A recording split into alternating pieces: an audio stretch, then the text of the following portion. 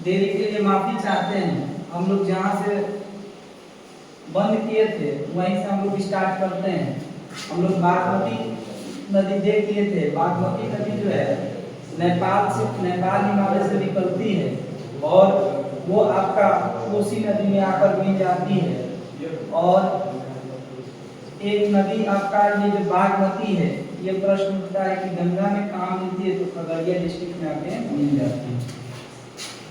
Sorry, Khagaria district में ये नहीं मिलती है, खगड़िया डिस्ट्रिक्ट में बूढ़ी गंडक मिलती है। खगड़िया डिस्ट्रिक्ट में बूढ़ी गंडक मिलती है। और ये जो नदी है ये आपका गंगा नदी में बाद में जाके मिलेगा बागमती। उससे पहले बागमती गंगा में नहीं मिलता है, बागमती डायरेक्ट पहले कोसी में मिलेगा। ध्यान रखिएगा, बागमती कोसी में ही मिलेगा। और कोसी नदी तो उसको हम लोग देखे थे कि बागमती नदी एक तो आपका नेपाल हिमालय से निकलेगा और वो कोसी नदी में आके मिल जाएगा। इतना हम लोग देख चुके थे। उसके बाद आगे जो है हम लोग देखेंगे, इसमें आप देखिएगा कि एक माइक को नीचे पीछे हाँ। एक नदी है कमला। ये नदी जो है कमला, ये आपका कहाँ से, तो कमला नदी आपका देखिएगा तो इसका महाभारत श्रेणी से इसका उद्गम होता है और ये कोसी नदी के बदला घाट के पास मिल जाता है। कहने का मतलब है कमला भी कोसी नदी में आकर मिलेगा। दो नदियां आपको कोसी में मिलेंगी, बागमती और कमला। ठीक है। कोसी नदी की अगर बात करें, ये हमारा कोसी नदी है, ये कोसी नदी है। कोसी नदी का अगर बात करें तो कोसी सप्त धाराओं में बहने वाली नदियां हैं। ये नेपाल से निकलने वाली प्रमुख नदी में से एक नदी है और 7 धाराओं में बहता है। बार बार आपको कॉम्पिटिटिव एग्जाम में पूछा जाता है कि बिहार का शोक किस नदी को कहा जाता है, तो बिहार का शोक कोसी नदी को कहा जाता है। क्यों कहा जाता है? क्योंकि ये अपने साथ में बहुत सारे शिल्प लेके आती है, गाद लेके आती है और अपने मार्ग बदलने के लिए जानी जाती है। कोसी नदी मार्ग बदलने के लिए जाने जाने वाली प्रमुख नदी में से एक है और ये ऊंचाई से अधिक ऊंचाई से गिरती है, जिसके परिणाम स्वरूप इसके मुहाने पर शिल्प जमा हो जाता है, गाद जमा हो जाता है और जिसके चलते वो अपना मार्ग बदल देती है। और मार्ग बदलती है और जिस क्षेत्र में वो आती है उस क्षेत्र में तबाही करके जाती है। इसलिए उत्तरी बिहार सदियों से हर साल आप देखिएगा कि उत्तरी बिहार बाढ़ के चपेट में आएगा। ठीक है। ये हमारा कोसी नदी है। ये प्रमुख कुछ नदियां थी, एक और नदी होगा शायद। कोसी नदी की अगर बात करें तो ये अभी बताया नेपाल से निकलती है। गंगा में इसका जो ये गंगा में जहाँ कहाँ पर मिलेगा कोसी नदी, देखिए ध्यान से देखिएगा, ये आपका कोसी नदी गंगा में आकर मिलेगा कटिहार में। कहाँ मिलेगा? कटिहार में। कटिहार के कुर्सेला में, कुर्सेला में, कटिहार के कुर्सेला एक स्थान का नाम है जहाँ पर आज गंगा नदी में मिल जाती है कोसी नदी। बार बार पूछा जाता है कोसी नदी कहाँ आकर मिलती है। आप सभी ध्यान रखिएगा कि कोसी सप्त धाराओं वाली नदी है। ठीक है। कोसी की 2 सहायक नदी, कोसी बागमती और आपका कमला जो है कोसी में आकर मिल जाती है। इसके बाद आप एक नदी देखिएगा कोसी के बाद, वो है महानंदा। लास्ट नदी है, ये दार्जिलिंग से इसका उद्गम होता है। ठीक है। एक नदी इधर से आती है, जिस नदी का नाम है महानंदा। महानंदा इसका उद्गम जो है, उद्गम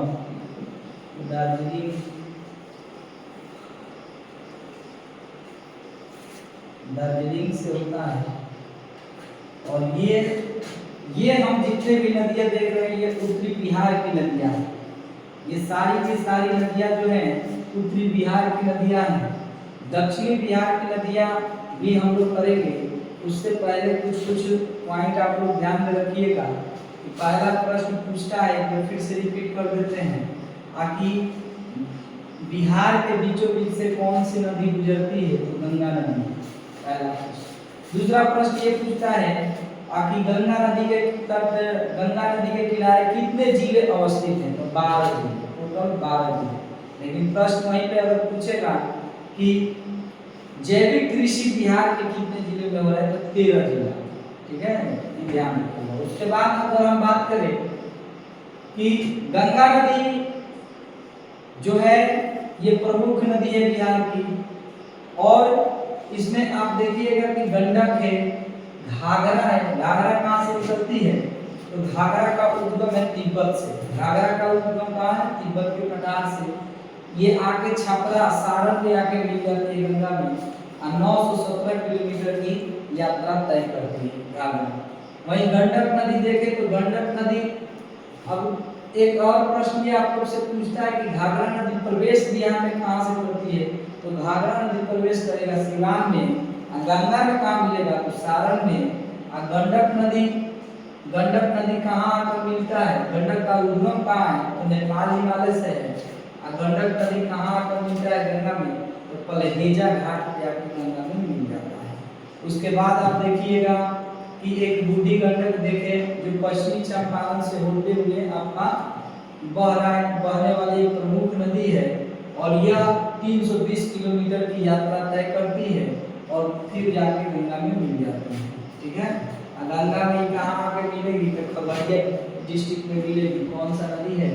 ये है बूढ़ी गंडक। बूढ़ी गंडक में आप देखिएगा कि उसके बाद हम लोग देखें बागमती नदी। बागमती नदी भी नेपाल से निकलने वाली प्रमुख नदी है, नेपाल हिमालय से, और ये 589 किलोमीटर का दूरी तय करती है, और ये आके कोसी में मिल जाती है।